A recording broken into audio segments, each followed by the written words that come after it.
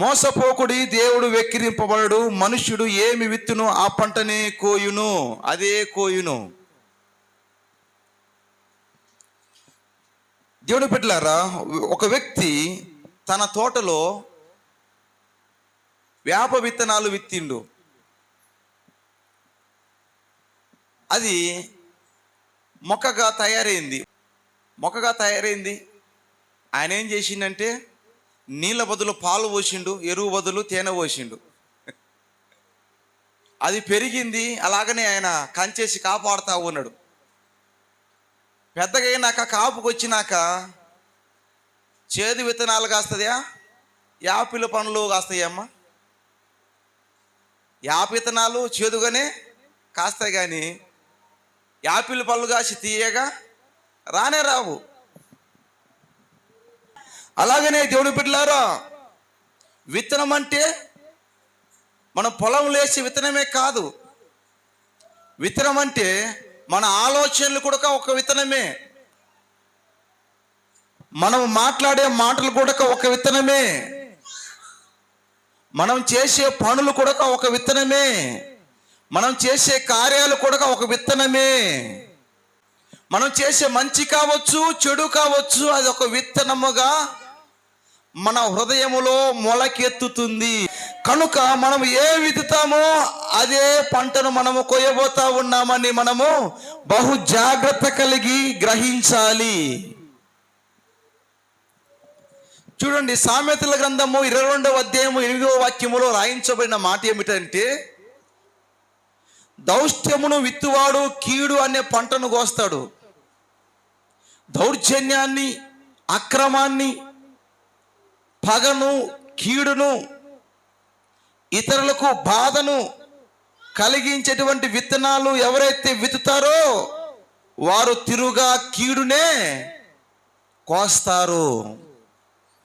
యోబు గ్రంథము 4వ అధ్యాయము 8వ వాక్యములో, అక్రమమును దున్ని కీడును విత్తువారు ఏమండి, క్రమాన్ని విడిచి, ధర్మాన్ని విడిచి, సత్యాన్ని విడిచి, మంచిని వదిలి ఏం చేస్తూ ఉన్నారు? చాలా మంది అక్రమమైన దారిలో వెళ్ళిపోతూ ఉన్నారు. ఇది క్రమము కాదురా నాయనా, ఇది మంచి పద్ధతి కాదురా నాయనా, ఇది మేలుకరమైనది కాదు, అబద్ధమాడడం మంచిది కాదు, కొన్నేళ్ళు చెప్పడం మంచిది కాదు, మోసం చేయడం మంచిది కాదు, దుర్మార్గమైన పనులు చేయడం మంచిది కాదు అని చెబితే వినకుండా చేసేవారు ఏం కోస్తారు? వారి జీవిత అంతములో కీడును వారు ఖచ్చితంగా చవి చూడవలసిన వారే ఉన్నారు. చవి చూస్తారంతే, వారి జీవితంలో ఆ కీడును పొందుకుంటారు. అందుకని హోషేయ గ్రంథము 10వ అధ్యాయం 13వ వాక్యములో, నీ ప్రవర్తనను ఆధారము చేసుకొని, నీ ఆలోచనను ఆధారము చేసుకొని, మన పద్ధతులను ఆధారము చేసుకొని, మన ఇష్టాలను ఆధారము చేసుకొని, నీకు కలిగిన బలాఢ్యులను బట్టి, నీకు బంధువు బలగం ఉంటే, నేను చెడు చేసిన, అక్రమం చేసిన, అన్యాయం చేసిన, ఇతరులకు బాధ కలిగించిన, ఇతరులను ఇబ్బంది కలగజేసిన, నా బలాన్ని బట్టి వారిని హింసిస్తాను, బాధిస్తాను. వారు ఏం చేయగలరు? వారు నా ముందు నిలబడగలరా? నాకు ధనం ఎంత ఉంది, నాకు బలగం ఎంత ఉంది, నా శక్తి ఏమిటి, నా బలం ఏమిటి అని నువ్వు ఆలోచన చేసి వారి పట్ల నువ్వు ఇష్టానుసారమైన జీవితాన్ని జీవిస్తే, నువ్వు ప్రవర్తిస్తే, దేవుడు చెబుతా ఉన్నాడు. చూడండి, నీ బలాఢ్యులను నమ్ముకొని, నీ బలాన్ని నమ్ముకొని, నీ ధైర్యాన్ని నమ్ముకొని, నీ శక్తిని నమ్ముకొని ఇష్టానుసారమైన జీవితాన్ని జీవించావా? వారు నా మాట వింటారు, వీరు నా మాట వింటారు. చాలా మంది అంటారు, ఈ సమాజం అంతా నాదే అంటారండి. అయితే నీవు వారి పట్ల మంచిగా ప్రవర్తించాలి. అయితే వారికి నువ్వు మేలు చేసేవారిగా ఉండాలి. నీ దగ్గరికి ఎవరైనా సహాయం కోరడానికి వస్తే అపకారం చేయకూడదు, మేలే చేయాలి. నిన్ను బట్టి కుటుంబానికి క్షేమమే కలగాలి, నీ స్నేహితునికి క్షేమమే కలగాలి, సంఘానికి క్షేమమే కలగాలి, నీ కుటుంబానికి క్షేమమే కలగాలి. కాదు నాకు ఇష్టానుసారమైన ప్రవర్తన జీవితంలో నేను జీవిస్తాను అని జీవిస్తే ఒకసారి ఏమి జరిగిందంటే అయ్యా విందాము. అలెగ్జాండరు చిన్న వయసులో 18 సంవత్సరాల వయసులో నేను ప్రపంచాన్ని జయించాలి అనుకున్నాడు. నా దగ్గర బలాఢ్యులు ఉన్నారు, పరాక్రమశాలులు ఉన్నారు, సైన్యాధిపతులు ఉన్నారు, గొప్ప విరాటి వీరులు ఉన్నారు, వీరిని చూస్తే ప్రపంచం గజగజలాడిపోతుంది అనుకున్నాడండి. వెళ్ళాడు. తను ప్రపంచాన్ని జయించాలన్న ఆలోచనతో ఎంతో మంది జీవితాలను నాశనం చేశాడండి. ఎంతో మంది సైనికులను చంపేశాడు, ఎంతో మందిని గాయపరిచాడు, ఎంతో మందిని హింసించాడు, ఎన్నో రాజ్యాలను కొల్లగొట్టాడు, ఎంతో మంది రాజులను చంపాడు. అలెగ్జాండర్ అంటే ప్రతి ఒక్కరు ఉనికిపోయేవారు. అయ్యో నా రాజ్యం మీదకి వస్తాడేమో, నా రాజ్యం మీదకి వస్తాడని చెప్పేసి భయపడిన రాజులు ఎంతో మంది. చాలా మంది అంటారు ఆ నంద్యాల ఘాట్ సెక్షన్లో అప్పుడు ట్రైన్కు పైన బ్రిడ్జి కట్టేటప్పుడు గంపెడు గాజులు రాలిపోయాయని, అంటే ఎంతమంది చనిపోయారో అని. కానీ ఈ అలెగ్జాండరు ప్రపంచాన్ని జయించడం కోసము ప్రపంచంలో అడుగుపెట్టినప్పుడు, యుద్ధాలు చేయడం ప్రారంభించినప్పుడు ఎన్ని వేల లక్షల గంపలు ఆ యొక్క గాజులు పగిలిపోయాయో, ఎంతమంది విధవరాలైపోయారు, ఎంతమంది వికలాంగులైపోయారు. ఎందుకురా ఈ జీవితం, ఇలాంటి జీవితం ఎందుకురా అనిపించేంతగా ఎన్ని కుటుంబాలు నాశనం అయిపోయాయో. కానీ ఈ రాజు నేను జయించాను ఈ రాజ్యాన్ని అని చెప్పేసి ఆ రాత్రి కాల సమయంలో, ఆ పగటి సమయంలో ఎంతగా సుఖించేవాడో, ఎంతగా సంతోషించేవాడో. విరాటి వీరుడు అలెగ్జాండర్ అని కేకలు వేసేవారు, వాద్యాలు వాయించేవారు. కానీ ఎన్ని కన్నీళ్ళు నేల రాలిపోయాయో, ఎన్ని గుండెలు పగిలిపోయాయో మాత్రం ఆలోచించేవాడు కాదండి. తన ఆలోచన ఏమిటి? నేను బలాఢ్యుణ్ణి లేక విరాటి వీరుణ్ణి, ప్రపంచాన్ని జయించాను అలెగ్జాండర్, అంతే. చాలా మంది ప్రవర్తన జీవితం ఏమిటంటే నేను బ్రతికిందే బ్రతుకు, ఎవరైనా నాశనం కానీ నాశనమే పోని అని అందరూ విందాం. ఎవరైనా నాశనమే కానీ నాశనమే పోనిగాక, నేను బ్రతికిందే బ్రతుకు, నా జీవితమే జీవితము, నాకు ఎదురైన ఎవరైనా వస్తే వారిని నాశనం చేసేను కానీ నేను వదిలిపెట్టాను అంటారు చాలా మంది. బహు జాగ్రత్త కలిగి జీవించాలి అనుకున్నాడు. నేను పరాక్రమశాలి అనుకున్నాడు. ఎంతమంది జీవితాలను నాశనం చేశాడు అలెగ్జాండర్. కనుక దేవుని బిడ్డలారా, మనం ఏ విధుతా ఉన్నామో బహు జాగ్రత్తగా ఉండాలి. మనం ఏం మాట్లాడుతూ ఉన్నామో ఐక్యపరుస్తా ఉన్నామా, అప్పుడు దేవుడు చెబుతున్నాడు మీరు దేవుని బిడ్డలు అవుతారు. హల్లెలూయా. గాలిని సృష్టిస్తా ఉన్నారా, అది ప్రళయమై నీ ఇంటి మీద పడుతుంది, ఆ ఇంటిని సర్వనాశనం చేస్తుంది, సమాధానం లేకుండా చేస్తుంది, శాంతి లేకుండా చేస్తుంది, మేలు లేకుండా చేస్తుంది. ఒకసారి ఏం జరిగింది అంటే, ఇస్సాకు రిబ్కా ఇద్దరు భార్య భర్తలు. ఎవరమ్మా? అమ్మా విందాం. ఇస్సాకు రిబ్కా ఇద్దరు భార్య భర్తలు. వారికి 2 కుమారులు కలిగారండి. ఎంతమంది అమ్మా? ఏమో మాకే తెలుసు అంటారా? చెప్పండి అమ్మా. 2. ఎంతమంది పిల్లలమ్మా? 2 పిల్లలు. మొట్టమొదటి కుమారుని పేరు ఏశావు, రెండో కుమారుని పేరు చెప్తే ఈడి దాకా వచ్చాం మేము, తెలిచాడరా. రెండో కుమారుని పేరు యాకోబు. ఇప్పుడు చెప్పండి అమ్మా. మొదటి కుమారుని పేరు ఏశావు, రెండో కుమారుని పేరు యాకోబు. ఈ ఇస్సాకు వృద్ధుడైపోయాడు, కన్నులు కనిపించటం వల్ల. కోటేశ్వరుడు. కన్నులు కనిపించకపోయేసరికి తన పెద్ద కుమారుని పిలిచాడు. పెద్ద కుమారుని పిలిచి, ఏశావు నాకు వృద్ధాప్యం వచ్చేసిందయ్యా, నేను ఎప్పుడు చనిపోతానో తెలియదు, కనుక నువ్వు అడవికి వెళ్ళి వేటాడి నాకు ఒక వేట తీసుకొని రా, మంచిగా వండుకొని రొట్టెలు చేసుకొని రా, నేను తిని బాగా దీవిస్తానని చెప్పాడు. ఇప్పుడు కాలంలో అయితే ముసలోడా నీ దీవెన లేకుండా పోతే పోనీ కాక నువ్వు ఎప్పుడు పోతావు అనేటోళ్ళు చాలామంది ఉండొచ్చు. అవునమ్మా, చాలామంది అంటుంటారు ఈ ముసలాం ఎప్పుడు పోతుందో ఈ బాధ పడలేకపోతున్నామని. సరే, అప్పుడు ఏశావు ఏం చేశాడంటే అడవికి వెళ్ళిపోయాడు వేట కోసం.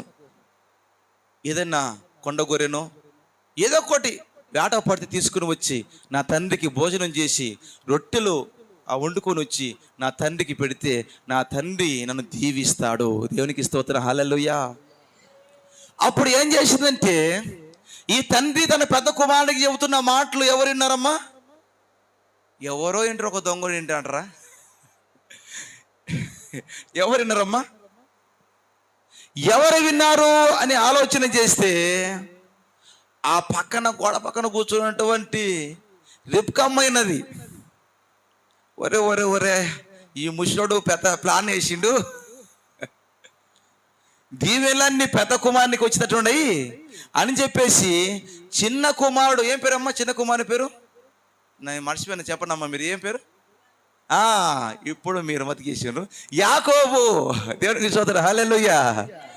ఈ యాకోబుని పిలిచి, ఒరే నాయనా, మీ నాయన మంచి ప్లాన్ వేసిండు, మీ నాన్న దగ్గర ఉన్న దీవెనలన్నీ మీ అన్నకి ఇచ్చినట్టున్నాడు, కనుక మీ అన్న వేటకు పోయి వచ్చే లోపు మన మందలకు పోయి ఒక మేకపిల్ల తీసుకొని దాన్ని వధించి మాంసం తీసుకురా, నీ అంత లేక రొట్టెలు తయారు చేస్తా, తీసుకుని పోయి మీ నాన్న దగ్గర పెట్టు, మీ నాన్నని దీవిస్తాడు తిని అని చెప్పిండు. అప్పుడు కొడుకు చెప్పిండు, అమ్మా నాన్న చాలా జ్ఞానవంతుడు, కళ్ళు పోతే పోయినాయి అనుకున్నావు నువ్వేమో,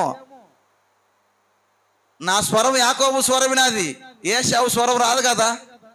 అన్నకేమో శరీరం అంతా ఎంట్రుకలు ఉన్నాయి, ఒక మేక కొన్నట్టు. ఒకవేళ నా దగ్గర రమ్మని చెప్పేసి అనుమానం వచ్చి తవిలాడు చూసిండో, దీవెల తర్వాత నాన్న కోపం వచ్చే శాపాలు వచ్చేది.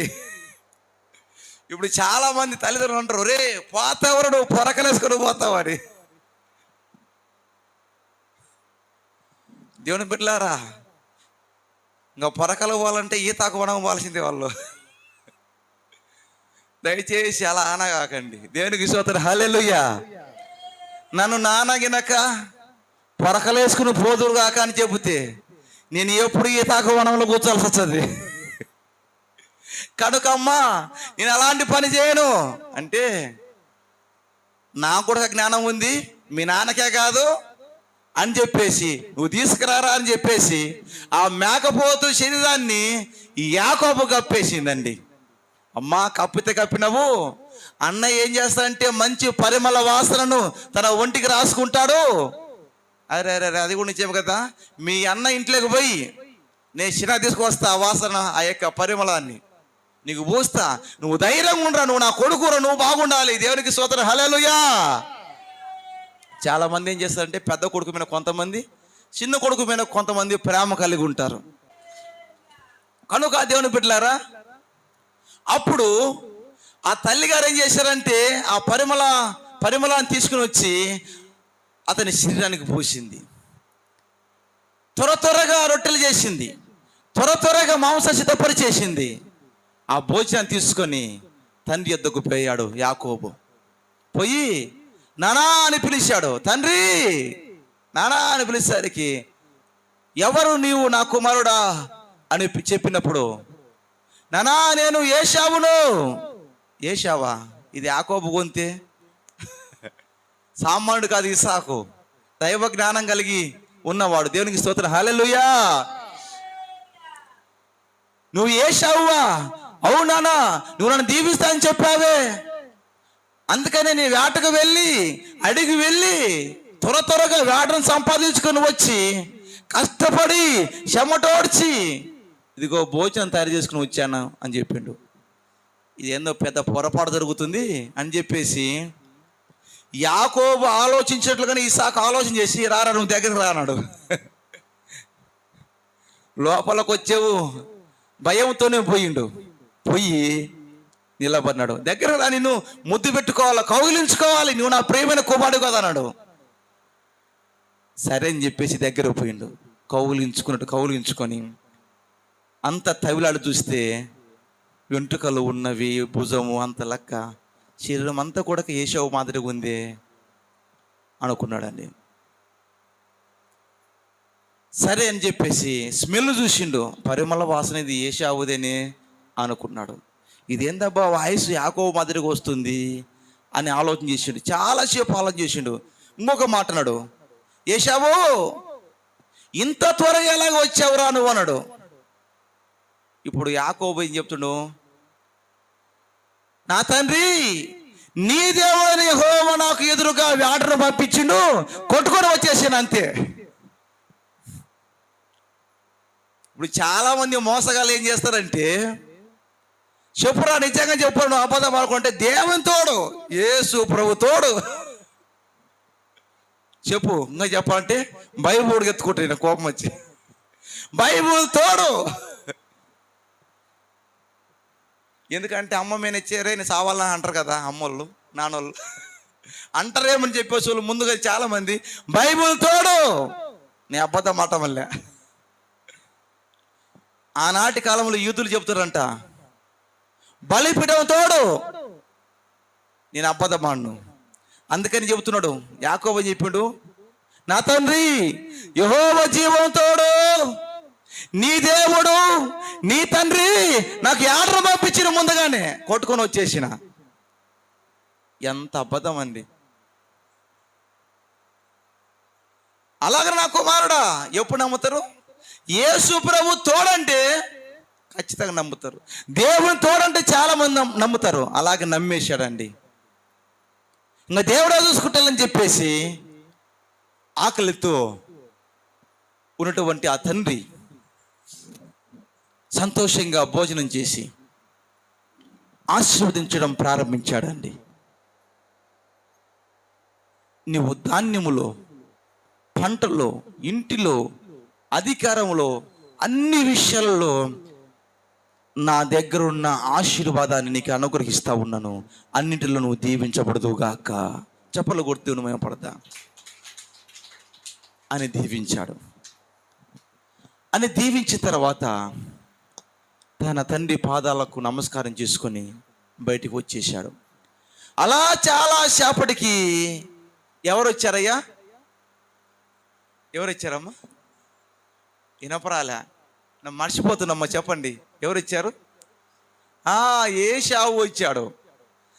ఏషావు అడవంతా తిరిగి కష్టపడి పరిగెత్తి ఒక వేటను సంపాదించుకొని ఆ వేటను ఇంటికి తీసుకొని వచ్చేసి మాంసముగా తయారు చేసి ఆ వేటను వండి తర్వాత ఏం జరిగిందండి, రొట్టెలు తయారు చేసుకొని తండ్రి దగ్గరకు వస్తున్నప్పుడు మంచిగా స్నానం చేసుకొని మంచి దుస్తులు ధరించుకొని, ఇదిగో నా తండ్రి ఎదుగు వెళ్తా ఉన్నాను, నా తండ్రి నన్ను దీవించబోతున్నాడు, నన్ను ఆస్వాదించబోతున్నాడు, నా తండ్రి దీవెనలు నాకు కావాలి. దేవునికి స్తోత్రం, హల్లెలూయా. ఏం కోరుకున్నాడు? నా తండ్రి దీవెనలు నాకు కావాలి, నా తండ్రి దీవెనలు నాకు కావాలని చెప్పేసి సంతోషంగా ఆనందంగా ఆ యొక్క మాంసాన్ని, ఆ యొక్క ఆహారాన్ని తీసుకుని వచ్చాడు. తీసుకుని వచ్చినప్పుడు ఆ వాకిటలు నిలబడి నా తండ్రి అని పిలిచాడండి, ప్రేమతో సంతోషంగా. ఓ నా కుమారుడా, ఎవరు నీవు? కళ్ళు కనిపించవు కదా. ఎవరు నీవు? నీ ముద్దుల కుమారుడైన ఏషావును. నువ్వు నన్ను దీవిస్తా అని చెప్పావే, వేట తెమ్మని చెప్పావే, మంచిగా భోజనం తయారు చేసుకుని వచ్చాను నా తండ్రి అని చెప్పాడండి. అలా చెప్పి అడుగులు వేసుకుంటూ తండ్రి దగ్గరకు వస్తూ ఉంటే తండ్రి కాళ్ళు గజగజ వణికిపోతా ఉన్నవి. తండ్రి ఆలోచన మారిపోతా ఉంది. అసలు ఏం జరిగింది, ఏం జరుగుతూ ఉంది? అయితే ఇంతకు ముందు వచ్చిన వారు ఎవరు? నా కుమారుడా, ఎవరు వచ్చారు? నా తండ్రి. ఎవరు వచ్చారమ్మా? యాకోబు వచ్చేసాడు. ఏం జరిగింది? ఇంతకుముందు నీ తమ్ముడు వచ్చాడురా, వచ్చి నేను ఏశావునని చెప్పి మోసగించి నా దగ్గర ఉన్నటువంటి ఆశీర్వాదాలు తీసుకుని వెళ్ళిపోయాడు. మోసం చేశాడు నీ తమ్ముడు అని చెప్పి కన్నీరు కరుస్తా ఉన్నాడు, గుండెలు బాదుకుంటున్నాడు. మీకు తెలుసా నీ తండ్రి దగ్గర దీవెనలు ఉన్నవని? అయిలారా, మీకు తెలుసా మీ తండ్రుల దగ్గర దీవెనలు ఉన్నాయని? బైబిల్ బోధిస్తూ ఉంది, తమ తండ్రి దగ్గర పిల్లలకు అనుగ్రహించే దీవెనలు ఉన్నవి. దేవునికి స్తోత్రం, హల్లెలూయా. అప్పుడు తన చేతులు ఉన్నటువంటి ఆహారం పక్కన పెట్టి తండ్రి పాదాలు పట్టుకొని బోరును ఏడుస్తూ ఉన్నాడు, గుండెలు బాదుకొని ఏడుస్తున్నాడు. నా తండ్రి, నీవు నన్ను దీవించుటకు, నీవు నన్ను ప్రేమించుటకు, నీవు నన్ను ఆదరించుటకు ఒక్క దీవెనైనా నీ దగ్గర లేదా? కుమారుడా, నువ్వంటే నాకు ఎంత ఇష్టమో కదా, నీవనుకొని నీ మోసపోయి నా దగ్గర ఉన్నటువంటి దీవెనలన్నీ కూడా నీ తమ్మునికి ఇచ్చేశాను, ఒక్క దీవెన కూడా నా దగ్గర లేదు రానాయన అని ఏడ్చినప్పుడు ఇద్దరు ఒక్కరిని ఒకరు కౌగిలించుకొని బోరు ఏడిచారండి. ఈ సంగతి అంతా కూడా ఎవరు చూస్తున్నారమ్మా? ఈ యాకోబు ఏశావులు కలిగినటువంటి తల్లిగారు రిబ్కమ్మ గారు చూస్తూ ఉన్నారు. ఏం పేరమ్మా? రిబ్కమ్మ గారు చూస్తూ ఉన్నారు. ఒరే మొత్తము తెలిసిపోయింది, ఇక నా కుమారుని పరిస్థితి ఏమిటి అని చెప్పేసి పరిగెత్తుకొని పోయి ఆ ముసలామ, ఎవరమ్మ పరిగెత్తింది? ముసలామ పరిగెత్తింది. పరిగెత్తుకుంటూ పోయి యాకోబు దగ్గరకు పోయి, ఎవరైనా నీ విషయము అన్నగా తెలిసిపోయింది. వాళ్ళిద్దరు కౌగులించుకొని ఏడ్చుకుంటున్నారు. కౌగులించుకొని అయిన తర్వాత మీ అన్న కత్తి పడతారా కనుక నువ్వేం చేస్తావు? మిద్యాను దేశములో మా అన్న ఉన్నాడు ఒక ఆయన, అడిగో అని చెప్పేసి పంపించేసిందండి. ఇక అన్న పరిగెత్తుకొని వచ్చి ఏమైనా చంపుతాడేమని చెప్పేసి కత్తి తీసుకుని వస్తాడని చెప్పేసి ఈ తమ్ముడు పరిగెత్తుతా ఉన్నాడు, అరణ్యములో పరిగెత్తుతా ఉన్నాడు. దేనికోసం పరిగెత్తాడండి? దేనికోసం అండి? తండ్రి దగ్గర ఉన్నటువంటి ఆశీర్వాదాలు కోసం ప్రాణాన్ని బలిగా పెట్టారండి అలాంటి కాలంలో ఉన్నటువంటి భక్తులు. దేవునికి స్తోత్రం, హల్లెలూయా. పరిగెత్తా ఉన్నాడు, నా తండ్రి ఆశీర్వాదాలు పొందుకున్నా నేను, చాలు, ప్రాణము బిగబట్టుకుంటే కాపాడుకుంటే చాలు. మోసంతో సంపాదించుకున్న ఆశీర్వాదాలు, తండ్రి దగ్గర నుంచి ఆశీర్వాదాలు పొందుకొని కొల్లగొట్టుకొని వెళ్ళిపోతా ఉన్నాడు. ఆ తర్వాత మామ దగ్గరికి పోయాడు. మామ దగ్గరికి పోయిన తర్వాత ఏం జరిగింది అంటే, ఆడిపోయినాక ఈ మోసగాడు మెలకుంటాడయ్యా? రానైనా లోపల రానైనా. మోసగాడు మెదలుకుంటాడమ్మా? మెదలకొనలే. ఆయనకు ఇద్దరు కుమార్తెలు ఉన్నారు. ఏం చేసిండు? ఎట్టొకదిట్టు చిన్న కుమార్తెను చేసుకోవాలని ప్లాన్ వేసిండు. ఇంటికి పోతే నాకు పెళ్ళి లేదు, పేటాకులు లేవు, మన్న చంపేస్తాడు, ఇక్కడే పెళ్లి చేసుకున్నాం మంచిదని చెప్పేసి చిన్న కుమార్తెకు ప్లాన్ వేసి మామ దగ్గర అడిగిండు, మామా నీ చిన్న కుమార్తె నాకు ఇయ్యి అన్నాడు. నేను ఇచ్చగాని 7 సంవత్సరాలు నా కింద పని చేయి, కూలి లేదు ఏం లేదు, పెడితే ఇంత కూడి పెడతా, 7 సంవత్సరాలు పని చేస్తావా అన్నాడు. ఈయన ఇష్టపడడు కదా ఆమెను, అందుకని 7 సంవత్సరాలు అయిందని చెప్పేసి 7 సంవత్సరాలు పని చేసినండి.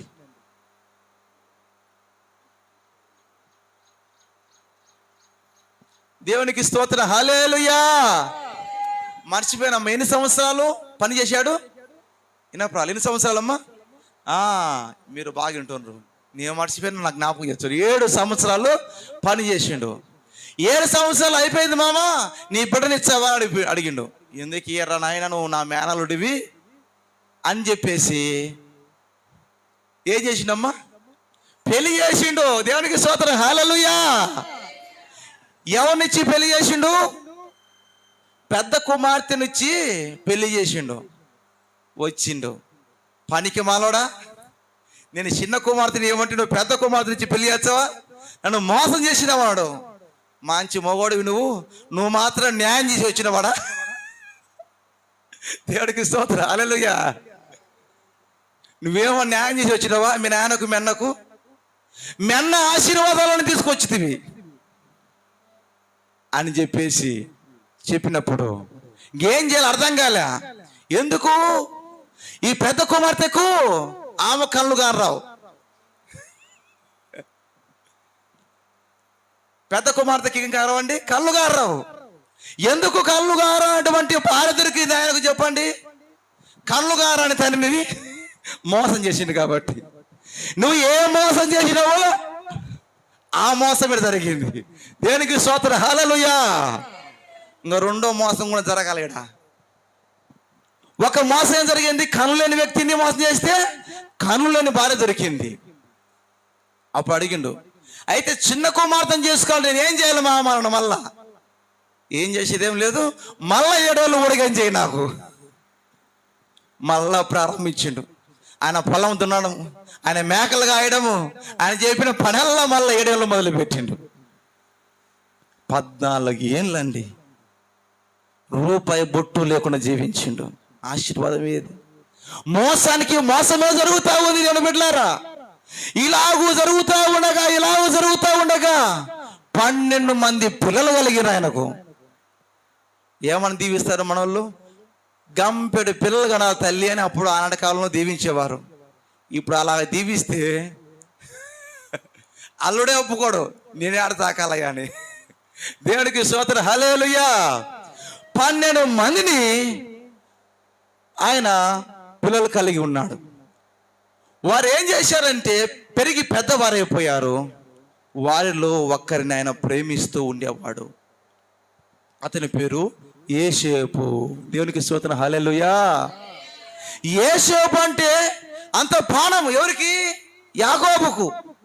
ఇప్పుడు చెప్పండి, యాకోబు ఎవరిని ప్రేమించేవాడు? యోసేపును ప్రేమించేవాడు. యోసేపును ప్రేమిస్తూ ఉంటే ఏం జరిగేదంటే మంచి మంచి చొక్కాలు కుట్టించేవాడు, మంచిగా ప్రేమ కలిగి జీవించేవాడు, అతనికి ఏది అవసరమని ఇచ్చేవాడు. మిగతా 11 మందిని ఏం చేసేవాడంటే గొర్రెలకు మేకలకు పంపించేవాడు, కాసుకొని రాపరాన్ని. ఈ యొక్క యోసేపును మాత్రం తన దగ్గర పెట్టుకునేవాడు. ప్రేమంటువంటి దేవుని బిడ్డలారా, ఇలాగూ జీవిస్తూ ఉన్నప్పుడు యోసేపు మంచివాడే, భయభక్తి కలిగి జీవిస్తూ ఉన్నాడు. అన్నదమ్ములు ఏం చేసేవారంటే ఈ యోసేపు మీద పగ పెంచుకున్నారు. దీనికి గల కారణం ఏమిటి అని ఆలోచన చేస్తే ఈ తండ్రి ప్రేమిస్తే 12 మందిని ప్రేమించాలి. అవునమ్మా, 10 మంది ప్రేమించాలి. నీ కడుపులో పుట్టినవారే కదా, నీ రక్త సంబంధికులే కదా. తల్లిదండ్రులు చాలా అజ్ఞానంగా ఆలోచిస్తారు చాలా మంది అండి. నీకు ముగ్గురుంటే ముగ్గురిని సమానంగా ప్రేమించు. ప్రేమించలేదా నువ్వు ఏమి తిత్తా ఉన్నావో దాన్ని పంట కోస్తావు నువ్వు, అంతే. నువ్వు తండ్రివైనా తల్లివైనా అన్నవైనా చెల్లెవైనా ఎవరైనా కావచ్చు, ఆ పంట నువ్వు కోయక తప్పదు. నువ్వు భర్తవైనా భార్యవైనా అన్నవైనా తమ్ముడివైనా నువ్వు ఏ విధంగా విత్తుతా ఉన్నావో, ఏ విధంగా నీ ఆలోచనలు ఉన్నాయో, ఏ విధంగా నీ ప్రవర్తన జీవిత విధానం ఉందో, ఏ విధమైన కార్యాలు జరిగిస్తా ఉన్నావో, నీ భర్తను బాధ పెడితే ఆ యొక్క ఫలాన్ని పొందుతావు. నీ భార్యను బాధ పెడితే ఆ ఫలాన్ని పొందుతావు. దేవునికి స్తోత్రం కలుగుగాక, హల్లెలూయా. అలాగ జరుగుతూ ఉన్నప్పుడు ఒకరోజు ఏం జరిగిందంటే, నైనా మీ అన్నలు ఏ విధంగా ఉండారో చూసిరా, ఈ యొక్క ఆహారాన్ని వారికి ఇవ్వని చెప్పేసి తన దగ్గర ఉన్న యోసేపును పంపించినప్పుడు అప్పుడే పగతో రగిలిపోతున్న వారు, కోపముతో రగిలిపోతున్నవారు, ఇదిగో యాకోబు ప్రేమించే తన కుమారుడు వస్తూ ఉండగా అందరూ కూడా పగతో రగిలిపోతా ఉన్నారు. ఇదిగో దైవభక్తి కలిగిన వాడంట, తనకి ఇష్టమైన ప్రేమ గల కుమారుడు అంట, ఇతన్ని ఈ రోజు మనం చంపుదామురా అని నిర్ణయం తీసుకున్నారు. అంతే, 10 మంది కొట్టారు, హింసించారు, వస్త్రహీనుని చేసి బాయిలో పడేశారు. ఆ వ్యాపారస్తులు వెళుతూ ఉంటే ఆ వ్యాపారస్తులకు అతన్ని అమ్మి వేశారు. ఇప్పుడు తండ్రి దగ్గరికి 11 మంది వెళ్ళాలి. వెళుతూ ఉన్నప్పుడు ఆలోచన వచ్చింది, ఏశాబును పంపించాను, ఏశాబు ఎక్కడరా అంటే ఏం చెప్పాలి? ఏం చెప్పాలమ్మా? అమ్మేసామంటే తండ్రి ఒప్పుకుంటాడా? యాకోబు సామాన్యుడు కాదు, మీనప్పుడు అందరిని కొడతాడు, అంత బలం కలిగిన వాడు. దేవునికి స్తోత్రం, హల్లెలూయా. వృద్ధుడే గాని బలవంతుడు, ధైర్యవంతుడు, దేవునితో పోరాడిన వాడు. దేవునికి స్తోత్రం, హల్లెలూయా. ఇనపరాలే, హల్లెలూయా. చూడండి, చాలా మంది అంటారు, అమ్మా ప్రార్థన పోతున్నావు కానీ మోసం మానలేదే నీవు అంటారు చాలా మంది. అబద్ధాలు ఆటో మానలేదే నీవు, కొండేలు పెట్టడం మానలేదే నీవు. ఈయన కూడా దైవభక్తుడే కానీ ఎలాంటి ఆలోచన కలిగిన వాడు? సరైన ప్రేమ జీవిత విధానం లేదండి. అలాంటి సమయంలో ఏం చేశాడంటే, అన్నదమ్ములందరూ ఆలోచన చేసుకున్నారు. ఏం ఆలోచన చేసుకున్నారు? ఏ రాని తమ్ముడు అంటే మనం ఏం చెప్పాలి? నాన్న సామాన్య వాడవాడు కాదు, 11 మందిని చంపేస్తాడు, అంత బలం కలిగిన వాడు. అయితే ఏం చేయాలి? మనం బతకాలంటే ఏం చేయాలి? ఆలోచన చేసుకొని ఒక మేక పిల్లని చంపేసి దాని రక్తాన్ని ఆ యొక్క యేసేపు యొక్క బట్టలకు పూసి ఆ రక్త మరకలతో తన తండ్రి ఎద్దకు వచ్చాడు. నానా అని పిలిచినప్పుడు, రే 11 మంది ఉన్నారు, 12వ వాడు ఏడురా అన్నాడు. యేసేపు ఏడురా అన్నాడు. అంటే యేసేపు ఏదైనా మాకు కనిపించలేదు, ఇదిగో ఒక వస్త్రము రక్తపు మరకలతో ఉంటే ఆ వస్త్రాన్ని తీసుకుని వచ్చాము, ఇది నీ కుమారునిదేమో, నీ ప్రియమైన కుమారునిదేమో, ఒకసారి చూడు అన్నారండి. అప్పుడు యాకోబు ఆ యొక్క వస్త్రాన్ని చూసి గుండెలు బాదుకొని కన్నీరు మున్నీరై కింద పడి దొల్లాడుతూ ఏడుస్తా ఉన్నాడు. ఇది నా కుమారునిదేరా, నా ప్రాణాందే, ఇది ఏమన్నా ఏ క్రూర మృగమో నీ కుమారుని పట్టణ పెట్టుకున్నది అని చెప్పినప్పుడు గుండెలు బాదుకుంటూ ఏడుస్తూ, ఇక నా కుమారుడు పోయినాక నేను బతికుంటే చచ్చిపోతేవి, నేను చచ్చిపోతే బాగుండు, నేను చచ్చిపోతే బాగుండు అని కొన్ని దినములు కొన్ని నెలలు ఆహారాన్ని తీసుకోకుండా దిగులు పడి కృంగిపోయి కృషించిపోయాడండి. ఏ మేక చర్మముతో అతడు తండ్రిని మోసగించాడో ఆ యొక్క మేక యొక్క రక్తము ద్వారానే తండ్రి ఆ మేక చర్మము ద్వారానే ఒక మేక పిల్ల ద్వారా ఏ విధంగా తండ్రిని అన్నను మోసం చేశాడో దాని ద్వారానే మరలా యాకోబు మోసపోయాడు. కనుక దేవుని బిడ్డలారా, దేవుని వాక్యం చెబుతుంది, అది సుడిగాలై నీ కుటుంబాన్ని చుట్టుకోక మునిపే నువ్వు ప్రేమ అనే విత్తనము, దయ అనే విత్తనము, శాంతి అనే విత్తనము, సమాధానం అనే విత్తనము, ఐక్యత అనే విత్తనము మన హృదయంలో మొలకెత్తాలి. హల్లెలూయా. మంచి ఆలోచనల విత్తనాలతో మన హృదయము 30, 60, 100 పంట మనం కోయాలి. చప్పట్లు కొట్టి దేవుడు మయం పరుద్దాం. అబ్రహాం లింకన్ చెప్పులు గుట్టుకునేవాడు అమెరికాలో, అతని దేవుడు ఆశీర్వదించాడు. దయా గుణం కలిగిన వాడు, ప్రేమ గుణం కలిగిన వాడు. నల్ల జాతీయులను బానిసలుగా పట్టుకొని పోయి 100కు 50కి అమ్మి వేస్తా ఉన్నారండి.